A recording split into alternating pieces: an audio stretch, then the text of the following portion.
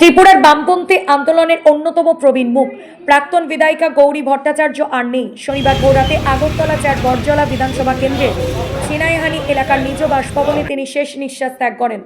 মৃত্যুকালে তার বয়স হয়েছিল ৯৫ বছর। দীর্ঘদিন ধরে তিনি বার্ধক্যজনিত অসুস্থতায় ভুগছিলেন। তার প্রয়াণের খবরে সমগ্র রাজ্যের রাজনৈতিক ও সামাজিক মহলে, বিশেষ করে বামফ্রন্ট নেতৃত্বে গভীর শোকের ছায়া নেমে এসেছে। প্রয়াত গৌরী ভট্টাচার্য ত্রিপুরা সংসদীয় রাজনীতি এবং গণ আন্দোলনের এক পরিচিত নাম ছিলেন।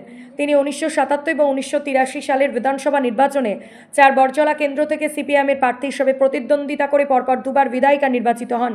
জনপ্রতিনিধি হিসেবে দায়িত্ব পালনকালে তিনি এলাকার পরিকাঠামো উন্নয়ন এবং জনকল্যাণমূলক কাজে অত্যন্ত গুরুত্বপূর্ণ ভূমিকা পালন করেছিলেন। শুধু সংসদীয় রাজনীতি নয়, ত্রিপুরা রাজ্যের নারী অধিকার রক্ষায় তার অবদান অনস্বীকার্য। তিনি গণতান্ত্রিক নারী সমিতির প্রাক্তন ত্রিপুরা রাজ্য সম্পাদক মণ্ডলীর সদস্য হিসাবে দীর্ঘদিন ধরে নারীদের অধিকার এবং সংগ্রামের নেতৃত্ব দিয়েছেন। শনিবার সকালে তার মৃত্যুর খবর ছড়িয়ে পড়তে বামপন্থী নেতাকর্মী এবং অনুগামীদের মধ্যে শোকের জোয়ার বয়ে যায়। তার মরদেহ আগরতলার মেলার মাঠ স্থিত সিপিএম রাজ্যের কার্যালয় দশরথ দেব স্মৃতিভবনে নিয়ে আসা হয়। সেখানে প্রয়াত সিপিএম নেত্রীর প্রতি শ্রদ্ধা নিবেদন করেন ত্রিপুরার প্রাক্তন মুখ্যমন্ত্রী মানিক সরকার, প্রাক্তন মন্ত্রী তথা সিআইটিইউ নেতা মানিক দে, প্রবীণ বাম নেতা শঙ্কর প্রসাদ দত্ত সহ অন্যান্য শীর্ষস্থানীয় নেতৃবৃন্দ এবং দলের শত শত সিপিএম কর্মী। সিপিএম নেতৃত্বের মতে গৌরী ভট্টাচার্যের মৃত্যুতে ত্রিপুরা এক আশাবাদী এবং লড়াকু অভিভাবককে হারালো, যা সহজে পূরণ হওয়ার নয়। ত্রিপুরা থেকে বিক্রম কর্মকারের report, crime press, Bengal news.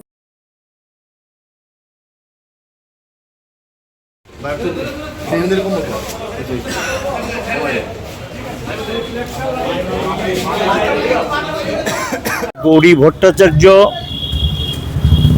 সেই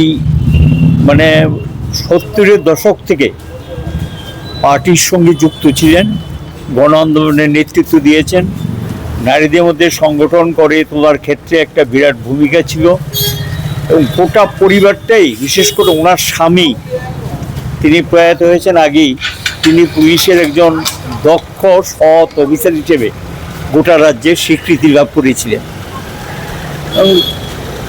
উনি এবং ওনার স্ত্রী দুজনই, উনি পুলিশের চাকরি করলেও পরোক্ষভাবে আমাদের পার্টিকে যতটুকু সাহায্য করার সেটা করতেন। নিজের ডিউটি পরও, রিটায়ারমেন্টের পরও পার্টির খোঁজখবর রাখতেন। ওনার স্ত্রী এই যে সিপিএম পার্টিটা করে, এক্ষেত্রে স্বামীরও একটা ভূমিকা ছিল, সহযোগিতা হাত বাড়িয়ে দিয়েছিলেন। এবং নারী সহ সেখানে এই বরজলা বিধানসভা কেন্দ্রটা, যেটা এই এলাকায় সংগঠন গড়ে তোলা, রাজ্যে বিভিন্ন জায়গায় যাওয়া, নারী নেত্রী হিসেবে তিনি গিয়েছেন, গণ আন্দোলনের নেতৃত্ব দিয়েছেন। এই ক্ষেত্রে এই ৯৫ বছর বয়স হয়েছে, স্বাভাবিক নিয়মে যেতে হয়, আজও কাল যেতে হয় এবং দীর্ঘদিন যাবত অসুস্থ ছিলেন, কিন্তু পার্টির নিয়মিত খোঁজখবর রাখতেন এবং পার্টির যে সমস্ত শৃঙ্খলার মধ্যে কতগুলি বিষয় পড়ে এগুলি তিনি মেনে চলতেন এবং সবসময় আমাদের পার্টি কমরেডদেরকে জিজ্ঞাসাবাদ করতেন কী কর্মসূচি আছে, কী ধরনের উপস্থিতি, এলাকার অবস্থা কী, এগুলোর সম্পর্কে নিয়মিত একটা খবরাখবর রাখতেন। এই অসুস্থ অবস্থাতেও বেশ কয়েকবার হাসপাতালে চিকিৎসিত হয়েছেন, আবার বাড়িতে ফিরে গেছেন। এবার ফিরে যাওয়ার পর তিনি মারা গেলেন। তার প্রয়াণে নিশ্চয়ই এটা রাজ্যে গণতান্ত্রিক আন্দোলনের ক্ষতি হলো এবং মানুষের মধ্যে আমাদের পার্টিকে পরিচিত করা, মানুষের মধ্যে নিয়ে যাওয়ার ক্ষেত্রে যে ভূমিকাটা ছিল, এটাকে আমরা স্মরণ করছি, শ্রদ্ধা নিবেদন করছি।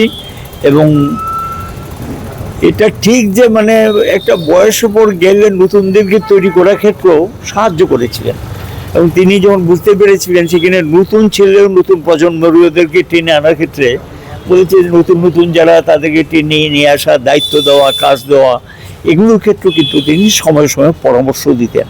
এবং ওই যে লোকালটা, যে লোকাল এলাকায় তিনি বসবাস করেন, খুব অল্প বয়সে একটি ছেলে কিন্তু লোকাল কমিটির সম্পাদক, ওনার বাড়ির কাছেই, খুব দায়িত্বের সঙ্গে কাজ করছেন। যে নতুন এবং পুরনো দায়িত্ব, নতুনকে ওয়েলকাম করা, আর নতুনের দায়িত্ব হলো পুরাতন অভিজ্ঞতাকে কাজে লাগিয়ে দুটো সমন্বয়ে আমাদের পার্টি গড়ে তোলে এবং পার্টিকে জনগণের কাছে একটা জিনিস কি, কর্মজীবনে সততা নিষ্ঠা যদি থাকে এবং সত্যিকারের মানব দর্দি যদি হয়, মানুষের মধ্যে পরিচিতি থাকে।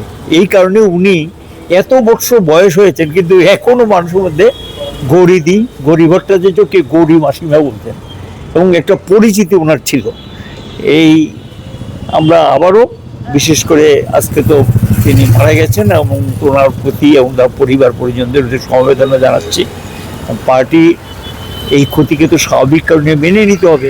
অন্যরা সকলে হাতে হাত মিলিয়ে আগামী দিন যে আদর্শ নিষ্ঠা, যে কর্মসূচির উপর তিনি অবিচল ছিলেন, কাজ করে গেছেন, এটাকে টেনে নেওয়ার দায়িত্ব সকলের মিলে আমাদের নিতে হবে। এবং ওনার পরিবার পরিজন এবং যারা আত্মীয় পরিজন আছেন সকলের প্রতি আমরা সমবেদনা পার্টির পক্ষ থেকে জানাচ্ছি।